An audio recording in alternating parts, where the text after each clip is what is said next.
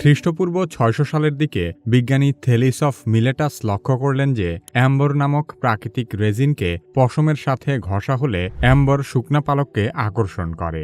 তৎকালীন সময়কার মানুষ সবকিছু পৌরাণিক কাহিনী দিয়ে ব্যাখ্যা করত। যেমন বজ্রপাত হলে মানুষ মনে করত সৃষ্টিকর্তা রাগান্বিত হয়েছেন। সেরকম সমাজে বসেই তিনি প্রথম ইলেকট্রিসিটির অস্তিত্ব অনুভব করেন, যা বর্তমানে স্ট্যাটিক ইলেকট্রিসিটি বা স্থির তড়িৎ নামে পরিচিত।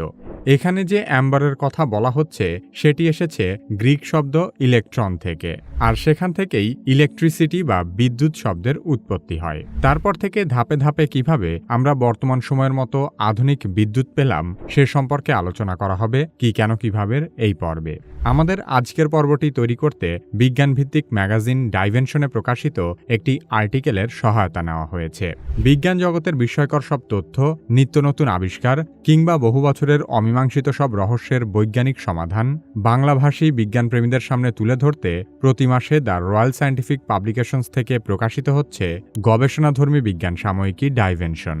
ভিডিও ডেসক্রিপশন এবং পিন কমেন্টে দেওয়া লিঙ্ক থেকে ডাইভেনশন ম্যাগাজিনটি কিনতে পারেন।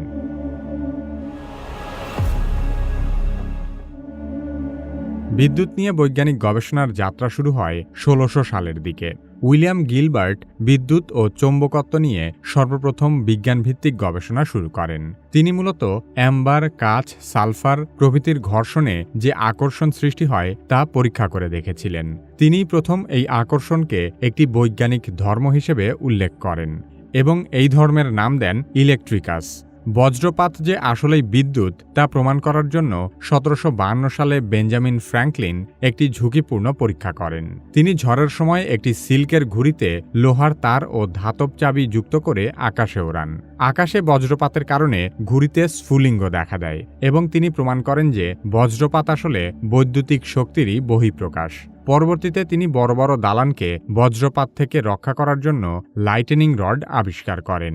১৭৮০ সালের দিকে লুইজি গ্যালভানি নামক একজন ইতালিয়ান জীববিজ্ঞানী একটি মৃত ব্যাঙের পায়ের সাথে একটি ধাতব হুক যুক্ত করে লোহার খাঁচায় ঝুলিয়ে রাখেন এবং লক্ষ্য করেন যে ব্যাঙের পা নড়ছে। তিনি প্রথমে ভাবলেন যে ব্যাঙের পা থেকে হয়তো বিদ্যুৎ আসছে যা ব্যাঙের পা নাড়াচ্ছে।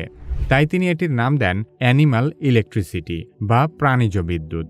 তবে বিজ্ঞানী আলেসান্দ্রো ভোল্টা এই ব্যাখ্যার সঙ্গে একমত ছিলেন না। তিনি ধারণা করেন যে ব্যাঙের পেশির নড়াচড়ার পেছনে রয়েছে দুটি ভিন্ন ধাতুর সংযোগ। ভোল্টা পরবর্তীতে একটি গবেষণায় দেখান যখন পরস্পর সংযুক্ত দুটি ধাতু এবং তাদের মাঝে লবণের পানি বা অ্যাসিডের মতো তরল থাকে তখন সেখানে বিদ্যুৎ প্রবাহ তৈরি হয়। এই ধারণা মাথায় নিয়ে পরবর্তীতে তিনি ভোল্টাইক পাইল নামে বিশ্বের প্রথম বৈদ্যুতিক ব্যাটারি তৈরি করেন। আলেসান্দ্রো ভোল্টা ১৮০০ সালে রাসায়নিক বিক্রিয়া দ্বারা বিদ্যুৎ উৎপাদনকারী গ্যালভানিক সেল তৈরি করেছিলেন। এটি ছিল বিশ্বের প্রথম বৈদ্যুতিক সেল যা ডিসি বিদ্যুৎ উৎপন্ন করত। পরবর্তীতে আলেসান্দ্রো ভোল্টার নাম থেকেই তড়িৎ বিভবের একক ভোল্ট শব্দটি এসেছে। ডেনিশ বিজ্ঞানী ওয়েরস্টেড সর্বপ্রথম দেখান যে বিদ্যুৎ এবং চৌম্বকত্ব একে অপরের সাথে সম্পর্কিত। ওয়েরস্টেড মূলত একটি কম্পাসের চারপাশে বৈদ্যুতিক তার স্থাপন করে যখন তাতে বিদ্যুৎ প্রবাহিত করেন তখন দেখেন যে কম্পাসের কাঁটাটি ঘুরছে। কাঁটার এই ঘূর্ণায়ন প্রমাণ করে যে সেখানে বিদ্যুৎ প্রবাহের ফলে চৌম্বকীয় বলয়ের সৃষ্টি হয়েছে। ১৮৩১ সালে মাইকেল ফ্যারাডে ওয়েরস্টেডের বিপরীত নীতি ইলেকট্রোম্যাগনেটিক ইন্ডাকশন আবিষ্কার করেন। তার নীতি অনুযায়ী কোনো পরিবাহী তারকে একটি পরিবর্তনশীল চৌম্বক ক্ষেত্রের মাঝে রাখা হলে একটি তড়িৎচালক বল উৎপন্ন হয়, আর এই তড়িৎচালক বলের কারণে বিদ্যুৎ প্রবাহিত হয়। এই নীতির উপর ভিত্তি করেই পরবর্তীতে জেনারেটর, মোটর, ট্রান্সফরমার সহ অনেক বৈদ্যুতিক যন্ত্রপাতি তৈরি করা হয়েছে।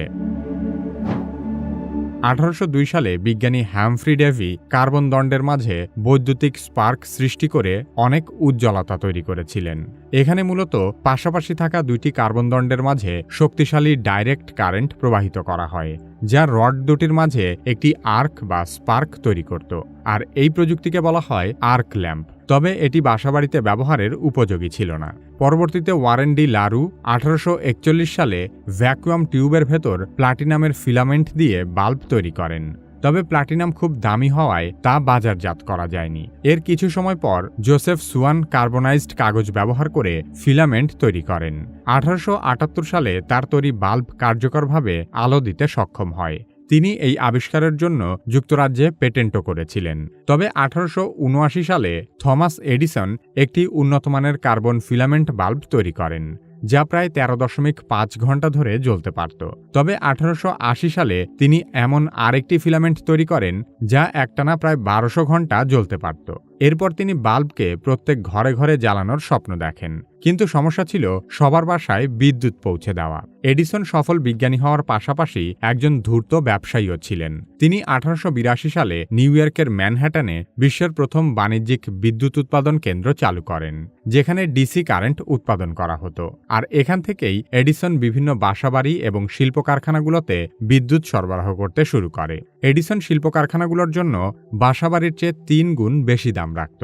এডিসনের বিদ্যুৎ কেন্দ্রের একটি মূল সমস্যা হল এসব কেন্দ্র থেকে মাত্র 1.5 মাইল দূর পর্যন্ত বিদ্যুৎ সরবরাহ করা যেত। তাই কিছু দূর পরপর এডিসনকে নতুন নতুন বিদ্যুৎ কেন্দ্র স্থাপন করতে হয়েছিল। থমাস এডিসনের ব্যবসা একসময় জমজমাট হয়ে ওঠে এবং আমেরিকার গণ্ডি পেরিয়ে ইউরোপেও পৌঁছে যায়। 1882 সালে ফ্রান্সের প্যারিসে থাকা এডিসনের এক পাওয়ার হাউসে কাজ করতে আসে 28 বছর বয়সী এক সার্বিয়ান যুবক। তার নাম নিকোলা টেসলা। টেসলা এডিসনের কারখানায় কাজ করতে করতে ডিসি জেনারেটরের বিভিন্ন যান্ত্রিক ত্রুটি খুঁজে পান এবং তিনি সেসব সমস্যার সমাধানও বের করে ফেলেন। 1884 সালে টেসলা তার সমাধান নিয়ে এডিসনের সাথে দেখা করতে নিউ ইয়র্কে যান।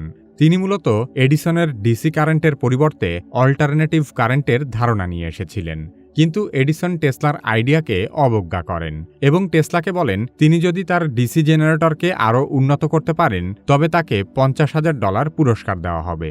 পরবর্তীতে টেসলা আরও উন্নত ডিসি জেনারেটরের ধারণা নিয়ে এডিসনের কাছে গেলেও এডিসন সেই পুরস্কার দিতে অস্বীকার করে। এরপর টেসলা এডিসনের কোম্পানি ছেড়ে নিজের কোম্পানি খোলার সিদ্ধান্ত নেন। তিনি তার অল্টারনেটিভ কারেন্টের আইডিয়া নিয়ে আমেরিকান উদ্যোক্তা জর্জ ওয়াশিংটনের কাছে যান। ওয়াশিংটন বুঝতে পারেন দূরবর্তী স্থানে বিদ্যুৎ পরিবহনের জন্য টেসলার অল্টারনেটিভ কারেন্টই একমাত্র কার্যকর ব্যবস্থা। জর্জ ওয়াশিংটন টেসলার অল্টারনেটিভ কারেন্টের প্যাটেন্ট $60,000 কিনে নেন এবং তিনি প্রত্যেক হর্স পাওয়ার বিদ্যুতের জন্য টেসলাকে $2.5 রয়্যালটি অফার করেন। আর এখান থেকেই ওয়েস্টিংহাউস ইলেকট্রিক অ্যান্ড ম্যানুফ্যাকচারিং নামে নতুন এক কোম্পানির যাত্রা শুরু হয়। এই নতুন কোম্পানি বাসাবাড়ি এবং কারখানার জন্য বিদ্যুতের সমান দাম রাখে, এমনকি তারা এডিসনের কোম্পানির চেয়ে 3 ভাগের 1 ভাগ দামে বিদ্যুৎ বিক্রি করতে থাকে, কারণ তাদের উৎপাদন ব্যয় হতো এডিসনের চেয়ে অনেক কম। তারা এক জায়গায় বিদ্যুৎ উৎপন্ন করে ট্রান্সফরমারের সাহায্যে অনেক দূর দূরান্ত পর্যন্ত বিদ্যুৎ পাঠাতে পারত, যা ডিসিতে ছিল প্রায় অসম্ভব এবং ব্যয়বহুল। টেসলার একটি বিশেষত্ব হল তিনি তার আবিষ্কারকে সবসময় উন্নত করার চেষ্টা করতেন। তিনি তার এসি জেনারেটরেও এমন কিছু পরিবর্তন করেন যার ফলে শুধু বাল্বই নয়, অন্যান্য যন্ত্রপাতিও এসি বিদ্যুতের মাধ্যমে চালানো সম্ভব হতো। সে কারণে অল্টারনেটিভ কারেন্ট একসময় ব্যাপক জনপ্রিয় হয়ে ওঠে।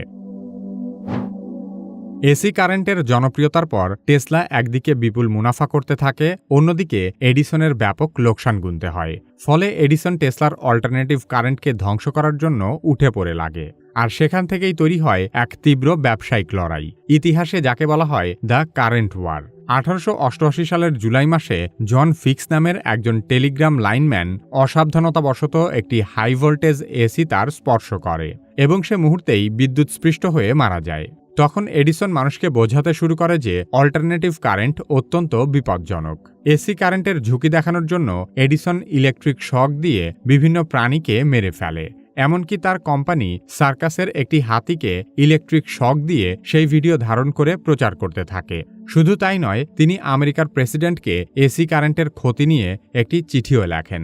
তবে এডিসন এখানেই থেমে থাকেনি। তিনি টেসলার কোম্পানিকে নিচু করার জন্য আরও একের পর এক বিভিন্ন অমানবিক ও অন্যায় কাজ করতেই থাকে। এডিসনের এমন অধপতনের কারণে তার কোম্পানির পরিচালকেরা সকলের সম্মতিতে এডিসনকেই নিজ কোম্পানি থেকে বের করে দেয়। 1892 সালে এডিসনের কোম্পানি থমসন হিউস্টন ইলেকট্রিক কোম্পানির সাথে যুক্ত হয়ে জেনারেল ইলেকট্রিক নামে নতুন এক কোম্পানি হিসেবে যাত্রা শুরু করে। বর্তমানেও সেই জেনারেল ইলেকট্রিক কোম্পানি মার্কিন যুক্তরাষ্ট্রে কাজ করে যাচ্ছে। এতক্ষণ আমরা এসি ও ডিসি বিদ্যুৎ আবিষ্কারের গল্প জানলাম। এবার এই দুই ধরনের বিদ্যুৎ কিভাবে প্রবাহিত হয় তা বোঝা দরকার। বিদ্যুতের প্রবাহকে পানির পাইপের মধ্য দিয়ে পানি প্রবাহের সাথে তুলনা করলে বিষয়টি বোঝা সহজ হবে। ডিসি কারেন্ট হলো এমন একটি প্রবাহ যা সবসময় একদিকে চলতে থাকে। মনে করুন আপনার বাসার পানির ট্যাঙ্ক থেকে পানি রান্নাঘরের কলের দিকে যাচ্ছে, এটি ডিসি কারেন্ট। অন্যদিকে এসি কারেন্ট হলো এমন একটি প্রবাহ যা সময়ের সাথে সাথে দিক পরিবর্তন করে। তার মানে মনে করুন কিছুক্ষণ পানির ট্যাঙ্ক থেকে পানি রান্নাঘরের কলের দিকে যাচ্ছে, আবার একটু পরে পানি কল থেকে পানির ট্যাঙ্কের দিকে যাচ্ছে। বিশ্বব্যাপী বাসাবাড়িতে এবং আমাদের নিত্য ব্যবহার্য বিদ্যুৎ সংযোগে মূলত এসি কারেন্ট ব্যবহার করা হয়। সরাসরি বৈদ্যুতিক লাইন থেকে চালানো ফ্যান, লাইট, টিভি, ফ্রিজ সবই এসি ভিত্তিক। তবে মোবাইল ফোন বা ল্যাপটপের মতো বেশিরভাগ ইলেকট্রনিক ডিভাইসে আসলে ডিসি কারেন্টের প্রয়োজন হয়।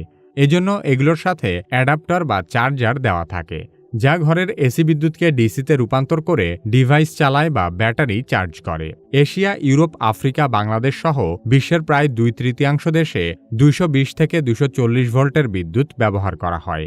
অন্যদিকে যুক্তরাষ্ট্র, কানাডা, জাপান সহ কিছু দেশে 110 থেকে 120 ভোল্ট ব্যবহৃত হয়। 240-এর মতো উচ্চ ভোল্টেজে শক্তি পরিবহনে কম কারেন্টের প্রয়োজন হয়, তাই উচ্চ ভোল্টেজে বিদ্যুৎ পরিবহন অনেক সাশ্রয়ী। অন্যদিকে কম ভোল্টেজ বিদ্যুৎ পরিবহনের জন্য নিরাপদ। 110 ভোল্টের বিদ্যুৎ স্পৃষ্ট হলে মৃত্যুর ঝুঁকি তুলনামূলক কম থাকে। বিজ্ঞানের এরকম আরও অসাধারণ সব বিষয় সম্পর্কে নিয়মিত খোঁজখবর রাখতে চাইলে ডাইভেনশন ম্যাগাজিন পড়তে পারেন। ডাইভেনশনের প্রতি মাসের সংস্করণে ধারাবাহিকভাবে থাকছে অসীম মহাবিশ্বের নানা জানা অজানা বিষয়, সাম্প্রতিক সময়ের আকর্ষণীয় কিছু উদ্ভাবন ও আবিষ্কার, বিশ্বের স্বনামধন্য সব বিশ্ববিদ্যালয় নিয়ে আলোচনা এবং বিজ্ঞানের অগ্রযাত্রায় চিরস্মরণীয় বিজ্ঞানীদের জীবনী। এখানেই শেষ নয়, ডায়নোসর, মনোবিজ্ঞান এবং বড় বড় সব মেগা প্রজেক্ট আর কোয়ান্টাম বলবিদ্যার মতো আকর্ষণীয় সব বিষয় নিয়েও আর্টিকেল থাকছে প্রতি মাসেই। এসব আর্টিকেলের মান এবং উপস্থাপনা বিজ্ঞানের প্রতি আপনার আগ্রহ বাড়িয়ে দিবে কয়েক গুণ। শুধু ডাইভেনশনই নয়, দ্য রয়্যাল সায়েন্টিফিক পাবলিকেশনস এবং কি কেন কিভাবের যৌথ উদ্যোগে প্রকাশিত হচ্ছে দ্য ওয়াই ম্যাগাজিন। ডাইভেনশন এবং ওয়াই ম্যাগাজিন একসাথে কিনতে চাইলে ভিজিট করতে পারেন দ্য রয়্যাল সায়েন্টিফিক পাবলিকেশনসের ওয়েবসাইট rspbd.com। এছাড়া ভিডিও ডেসক্রিপশন এবং পিন কমেন্টে ম্যাগাজিন অর্ডার করার লিংক দেওয়া আছে। কি কেন কিভাবে 10 কুপন কোডটি ব্যবহার করলে ম্যাগাজিন ছাড়াও ওয়েবসাইটের সকল বইয়ের উপর পাবেন 10% ডিসকাউন্ট। কি কেন কিভাবে পরবর্তী ভিডিও আপলোড হওয়ার সাথে সাথে দেখতে চাইলে সাবস্ক্রাইব করে বেল আইকনটিতে ক্লিক করুন।